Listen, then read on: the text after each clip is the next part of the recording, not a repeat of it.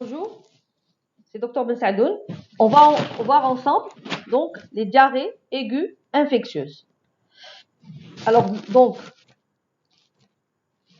l'objectif de notre cours, c'est de distinguer ou savoir distinguer une diarrhée aiguë infectieuse des autres types de diarrhée, savoir reconnaître les différents mécanismes d'action et bien sûr savoir aussi reconnaître et faire un diagnostic positif et bien sûr savoir aussi la prise en charge thérapeutique. Alors il faut savoir que les diarrhées infectieuses sont parmi les pathologies les plus rencontrées dans le monde. Et c'est le moyen de consultation le plus fréquemment vu bien sûr en consultation.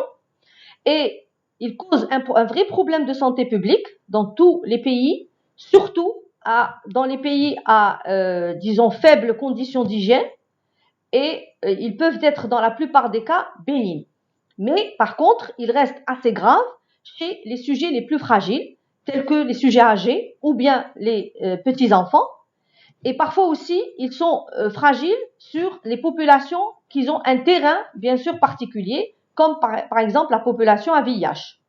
Et le risque le plus redoutable de ces diarrhées, c'est surtout d'arriver à la déshydratation, qui peut être quand même d'évolution très très défavorable. Alors, l'origine, elle est très diversifiée de ces diarrhées.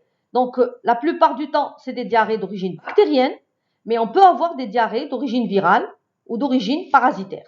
Les fungiques, ils sont moins fréquemment rencontrés et quand ils se voient, c'est surtout lors d'un terrain particulier. Alors, les diarrhées, ils peuvent être représentatifs par 3 mécanismes physiopathologiques différents. Donc, le mécanisme sécrétoire, le mécanisme invasif ou bien le mécanisme mixte. Et c'est pour cela qu'on aura une diversité des diarrhées suite aux diversités des mécanismes d'action. Mais il faut savoir que le traitement le plus important de toute diarrhée, c'est la réhydratation. Parce que quand on parle de diarrhée, ça veut dire on est en train de parler d'une perte liquidienne. Donc il faudra la compenser. Et donc là, on aura à prendre en considération la réhydratation en premier lieu. Puis, on aura bien sûr le traitement spécifique qui est adapté en fonction du germe en cause. Alors, par définition, c'est quoi une diarrhée? Il faut savoir que la diarrhée, c'est toute émission de sels liquidiennes ou plus ou moins molles de manière quotidienne, de manière fréquente, c'est-à-dire elle doit avoir quand même un nombre assez important de sels, qui peut aller jusqu'à plus de 4 sels par jour. Elles doivent être trop abondantes, quand même, c'est des diarrhées qui peuvent peser au moins 300 grammes par jour ou plus. Et c'est des diarrhées qui apparaissent chez un patient qui n'a jamais eu de problème de transit auparavant. Donc, elles vont survenir de manière aiguë, soudaine, chez un patient qui a un transit normalement dans sa vie, bien sûr, du quotidien.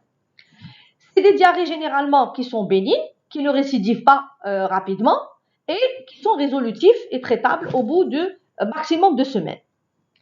Et parfois, ces diarrhées, ils peuvent bien sûr aller au-delà de cette période. Et ça va être quand même des diarrhées assez persistantes où, bien sûr, les auteurs, ils ont parfois même donné un temps maximal de 1 mois. Donc là, c'est considéré comme des diarrhées aiguës, bien sûr, et la plupart des cas, les diarrhées aiguës sont d'origine infectieuse. Alors, les diarrhées aiguës infectieuses, elles sont dues à des agents pathogènes, bien sûr, qui sont responsables de l'atteinte du tractus digestif. Alors, suite à une transmission orofécale et l'ingestion d'agents pathogènes qui, bien sûr, présents dans l'environnement, suite à les mains qui sont souillées, ou bien les aliments ou l'eau qui est contaminée, et donc on aura le passage de ces agents-là par la barrière gastrique, et ils peuvent facilement, dans certains cas, passer la barrière gastrique et passer le suc gastrique et arriver au niveau intestinal et atteindre le jéjunum et l'iléon. Et au niveau intestinal, ces agents, ils vont exercer un pouvoir pathogène par 3 mécanismes différents. Le premier, c'est plutôt, il y a le mécanisme entéro-invasif, il y a le mécanisme sécrétoire, et il peut y avoir le mécanisme mixte qui va associer presque les 2 mécanismes en même temps. Alors donc, pour le mécanisme sécrétoire, qui vont donner les diarrhées sécrétoires, qui sont généralement les plus abondantes, donc ils vont donner ce qu'on appelle un syndrome cholériforme. Donc c'est un syndrome qui a été donné presque qui a pris le nom du choléra, donc le cholériforme, parce que il va bien sûr montrer le vrai mécanisme sécrétoire. Et bien sûr, même l'exemple, on a pris l'exemple du choléra comme diarrhée sécrétoire. Alors là, c'est des germes qui vont sécréter des toxines qui vont être responsables d'envahir, bien sûr, ou de provoquer un dérèglement au niveau de la muqueuse, au niveau de un dérèglement au niveau de le mécanisme sécrétoire de la cellule entérocytaire. Et donc là, ces entérotoxines, suite à ce déséquilibre qu'ils vont provoquer au niveau de la pompe à ions, il va y avoir donc une sécrétion très abondante d'eau et d'électrolytes, mais sans destruction de la muqueuse intestinale. Et c'est pour cela que cette perte d'eau et d'électrolytes va provoquer donc l'apparition de ces sels hydriques. C'est des sels abondantes, c'est des sels qui parfois peuvent associer à des vomissements et des douleurs abdominales. La présence ou l'absence de fièvre sera en fonction, bien sûr, de l'agent responsable. Et suite à cette émission d'eau et d'électrolytes importantes, et donc là, on aura la complication la plus redoutable, qui est la déshydratation. La diarrhée invasive, par contre, c'est un mécanisme tout à fait différent, et ça va donner ce qu'on appelle le syndrome dysentérique. Et là, c'est des agents qui sont responsables, donc, d'un envahissement de la muqueuse intestinale, et ils sont des germes entéro-invasifs, comme on a pris l'exemple du Shigella. Alors là, ces germes-là, ils envahissent l'épithélium entérocytaire, ils provoquent une destruction de cette muqueuse intestinale, et par conséquent, donc on aura l'émission des selles qui sont tout à fait différentes des selles qu'on connaît. C'est des selles qui ont changé, qui deviennent glaireuses, parce que suite à cette destruction d'épithélium, donc il y aura un ravage à l'intérieur donc de la muqueuse, et c'est l'émission des mucus qui est bien sûr venue de cet envahissement et cette destruction. Et donc c'est des selles glaireuses, c'est ce qu'on appelle les glaires, et parfois elles sont glaireuses typiquement ou bien glérosanglantes suite à bien sûr une petite perturbation au niveau de la vascularisation donc de cet épithélium, et donc on aura un peu de sang qui va se voir dans les selles, et ça va être ce qu'on appelle les selles glérosanglantes. Par moment, il peut y avoir des selles plus ou moins d'aspect purulent, mais surtout c'est l'aspect glérosanglant qui est le plus caractéristique. Avec bien sûr l'émission de ces selles, il y aura l'association de douleurs abdominales très importante, plus importante qu'auparavant, avec bien sûr la sensation d'étreinte et de ténèse que le malade ressentira avec bien sûr la présence de ce syndrome dysentérique. La fièvre aussi, elle peut être présente comme elle peut être absente en fonction bien sûr de l'agent qui est responsable de ce syndrome dysentérique. Alors, suite à l'émission de ces selles et l'envahissement de cet épithélium digestif, donc la complication la plus redoutable restera soit la perforation, soit l'hémorragie, soit la cholectasie. Le mécanisme mixte, par contre, alors là, le syndrome gastro-entéritique aigu, qui va bien sûr donner un envahissement de l'entérocyte, mais sans destruction très importante de la muqueuse intestinale.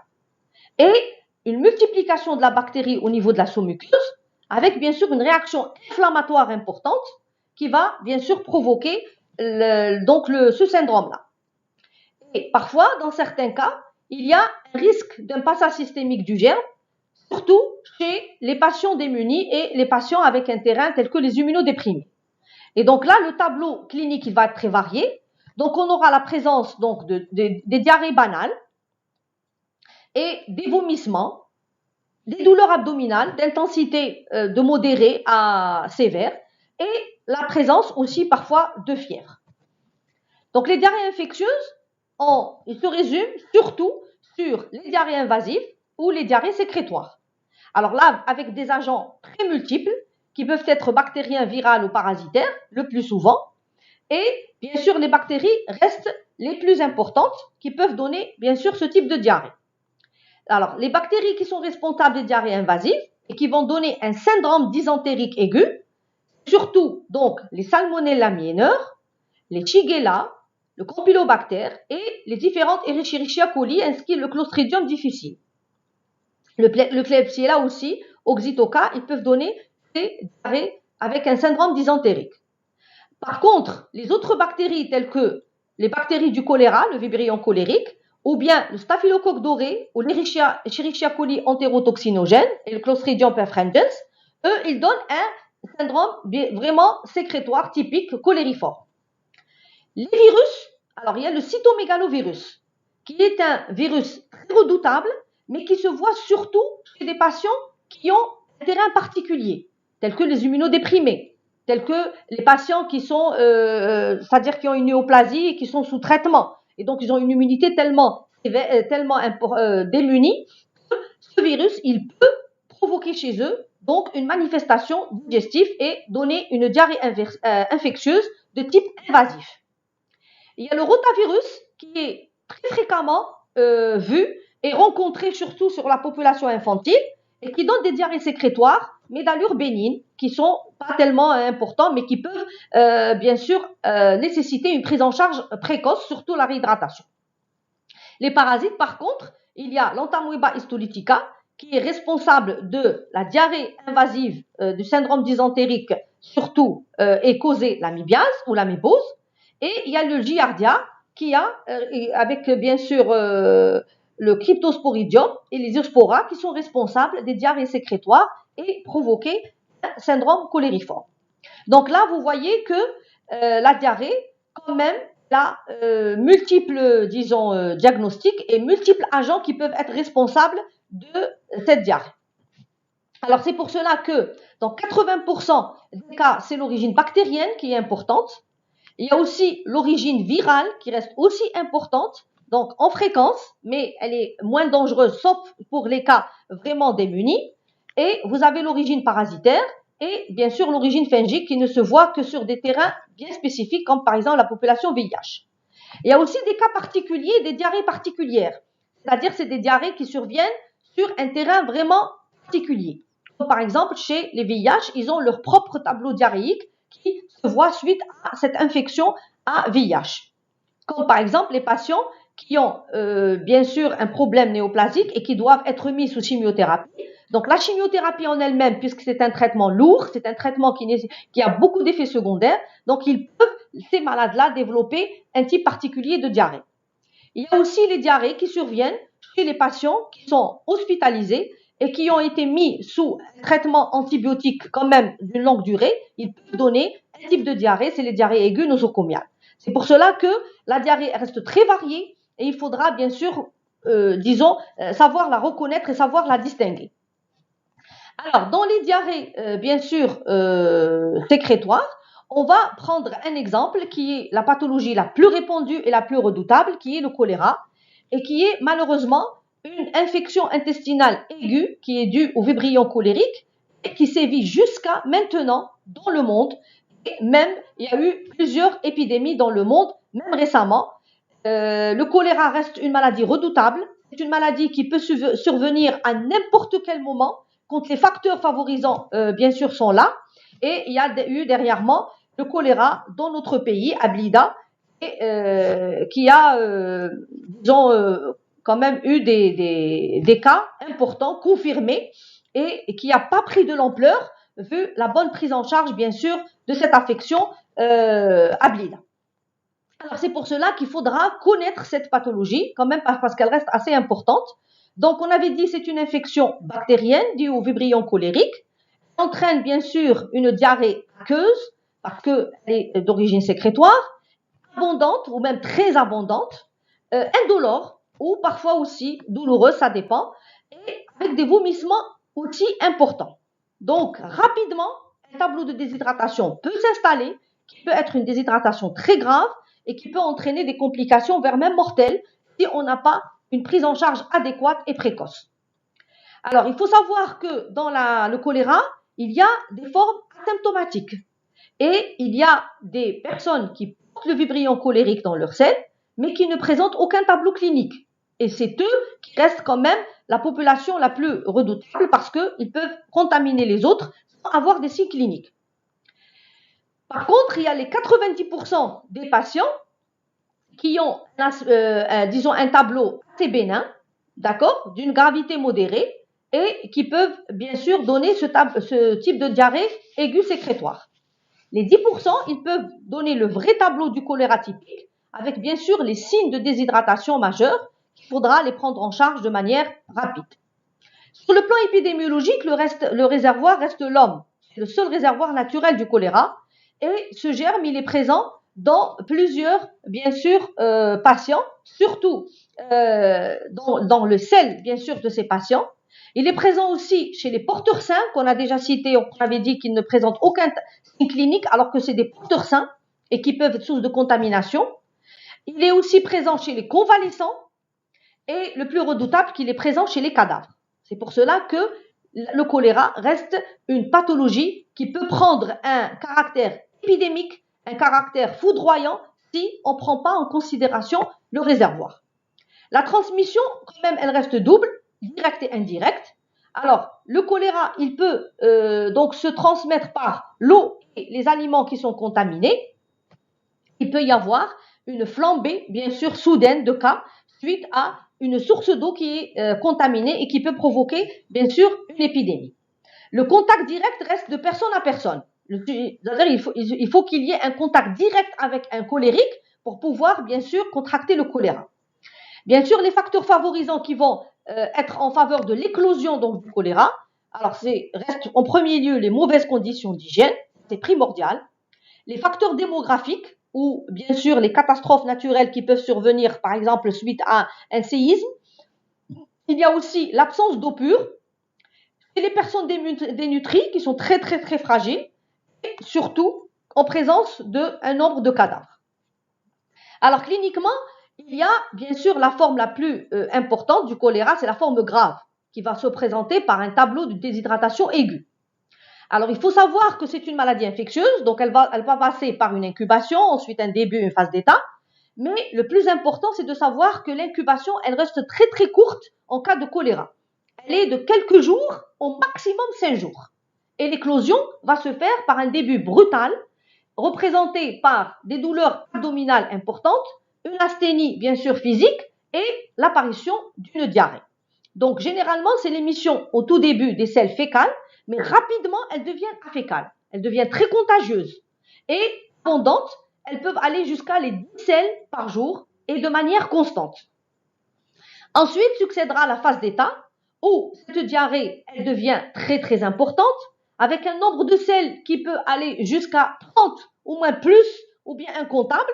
Et l'aspect de cette diarrhée, elle devient caractéristique avec ce qu'on appelle l'aspect odorie. Maintenant, c'est un aspect très typique donc vous voyez dans la diarrhée du choléra et qu'on ne peut pas la voir ailleurs. Donc c'est la diarrhée du cholérique et qui est bien sûr redoutable par l'apparition des signes de déshydratation qui deviennent tellement importantes de jour en jour jusqu'à avoir une déshydratation globale qui peut entraîner une répercussion très importante sur l'état général, voire un collapsus cardiovasculaire et le décès donc du patient.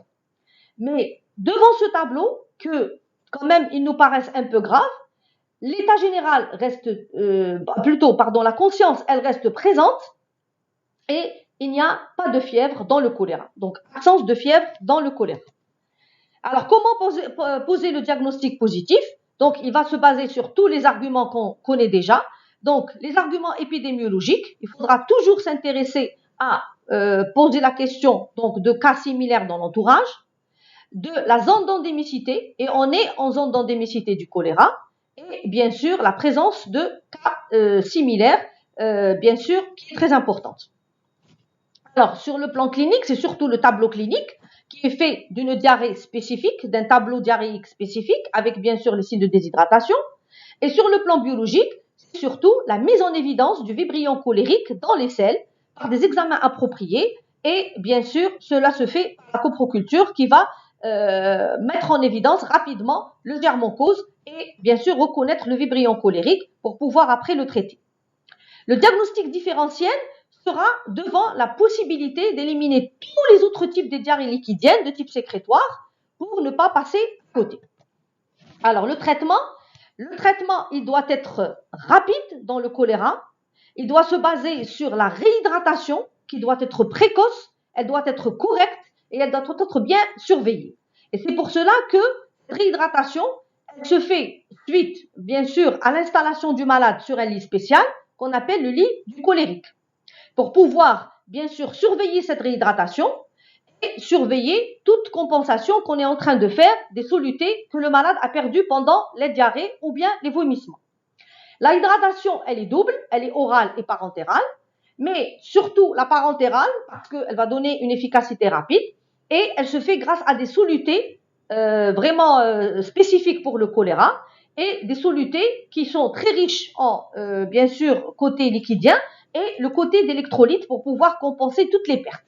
Et parfois, dans les épidémies du choléra, on utilise une soluté, disons, de lactate ringère, qui est une soluté appropriée, qui est riche en solutés et riche en électrolytes dont le patient a besoin. Et là, on évitera donc le passage à la déshydratation qui peut donner bien sûr une évolution défavorable. Mais à condition que cette réhydratation, elle doit être très rapidement faite et bien sûr contrôlée. À ne pas oublier que la réhydratation orale aussi, elle a son importance et on peut aussi l'associer en absence de vomissement. Alors, le traitement spécifique qui est le traitement antibiotique viendra en deuxième lieu. En premier lieu, c'est surtout la réhydratation qui est importante. Alors, en deuxième lieu, c'est l'antibiothérapie qui reste accessoire et qu'elle est donnée suite à une famille d'antibiotiques qu'on appelle les tétracyclines pour une durée qui n'excède pas les 5 jours. Alors, la prophylaxie, bien sûr, elle reste très très importante en association avec le traitement curatif.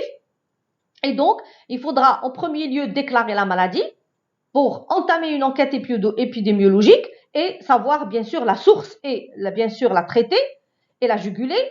Ensuite, on a l'isolement du malade qui reste très très important. Le cholérique est très contagieux, donc c'est pour cela que l'isolement est strict. Et la désinfection générale de tout ce qui entoure les malades pour pouvoir faire une bonne prise en charge thérapeutique et préventive. Pour les diarrhées invasives, donc là, c'est, disons, on a pris l'affection qui est l'amébose ou bien l'amibiase et qui est une affection très répandue dans d'autres pays et très fréquente. Et c'est une parasitose qui est due à un parasite qu'on appelle le parasite amibien, c'est l'Entamoeba histolytica. C'est une parasitose humaine qui est très fréquente dans les pays sous-développés et qui est une maladie liée au péril fécal. Donc, l'atteinte colique donc intestinale, elle est très fréquente, mais il peut y avoir d'autres atteintes, d'autres localisations ultérieures, donc d'origine viscérale, suite à la dissémination du parasite. Alors, sur le plan épidémiologique, le parasite responsable, c'est l'Entamoeba histolytica, qui est un protozoaire avec 3 aspects différents. Il a une forme kystique, et c'est une forme qui se voit donc du parasite, mais dans le milieu extérieur. Par contre, il a 2 formes végétatives, la forme minuta et la forme histolytica. La forme minuta, c'est la première forme qui se voit à l'intérieur du corps humain une fois que le parasite est pénétré le corps, et c'est une forme qui n'est pas très très grave. Ensuite succédera la transformation vers la deuxième forme végétative qui est la forme histolytica, qui est la forme qui va causer le syndrome invasif. Le réservoir restera, c'est un réservoir humain. La transmission est double, directe et indirecte. Alors, la transmission directe, il faut qu'il y ait un contact direct avec le malade et bien sûr avoir un contact direct avec ses selles contaminées. Mais la transmission indirecte, c'est suite à l'ingestion d'aliments ou bien de d'eau, les aliments ou l'eau souillée par les selles. Et donc, ça, c'est les 2 moyens de transmission. Alors, après la pénétration ou bien après la contamination donc du malade par ce parasite, le parasite, il passe le tube digestif, il passe donc la barrière gastrique, il peut même passer au-delà de ce suc gastrique et atteindre bien sûr le côlon. Mais quand il va pénétrer sous forme kystique, mais rapidement, il va se transformer en une forme végétative, la forme minuta. Et donc, l'infection par l'Entamoeba histolytica minuta reste une infection asymptomatique et c'est ce qu'on appelle l'amibiase infestation ou l'amébose infestation. Par contre, rapidement, cette forme minuta se transforme en forme histolytica, on aura l'infection par l'Entamoeba histolytica histolytica. Et donc, c'est une forme qui est transformée et qui est responsable de la maladie par, bien sûr, l'invasion de la muqueuse intestinale et elle va créer des ulcérations au niveau de la paroi colique. Ce syndrome dysentérique qu'elle va provoquer et donc avoir l'amibiase maladie ou l'amébose maladie. Donc, l'entamoeba responsable de la maladie, c'est l'entamoeba histolytica histolytica. Alors, parfois, cette entamoeba histolytica histolytica, il peut migrer par, bien sûr, le passage systémique et prendre la voie hématogène et aller à d'autres localisations et localiser ailleurs, au-delà du côlon. Ils peuvent aller jusqu'au foie ou bien parfois au poumon. Alors, cliniquement, on a le tableau le plus typique qui est l'amébose ou l'amibiase colique aiguë. Alors là, elle peut se présenter sous deux formes différentes. On a la forme diarrhéique qui reste la plus fréquente, la moins, importante. Mais elle est faite donc de colique intestinale avec l'émission des selles diarrhéiques. Mais elle peut prendre confusion avec les autres pathologies diarrhéiques. Pour cela, il faut vraiment un interrogatoire minutieux et bien sûr une enquête épidémiologique importante. La forme dysentérique, par contre, aiguë, c'est une forme typique du syndrome dysentérique aigu. Et donc, elle va se présenter par l'apparition d'un début brutal, avec des douleurs abdominales. Un syndrome dysentérique fait d'épreinte et de ténesme, associés à des selles fécales glérosanglantes. Et donc, le patient va présenter donc ce type de selles glérosanglantes avec des douleurs très très importantes abdominales, et même des douleurs au-delà des douleurs abdominales, c'est surtout l'épreinte et les ténesmes. Ça se représentait chez le patient par une envie impérieuse d'aller à la selle. Il faudra qu'il passe à la selle rapidement.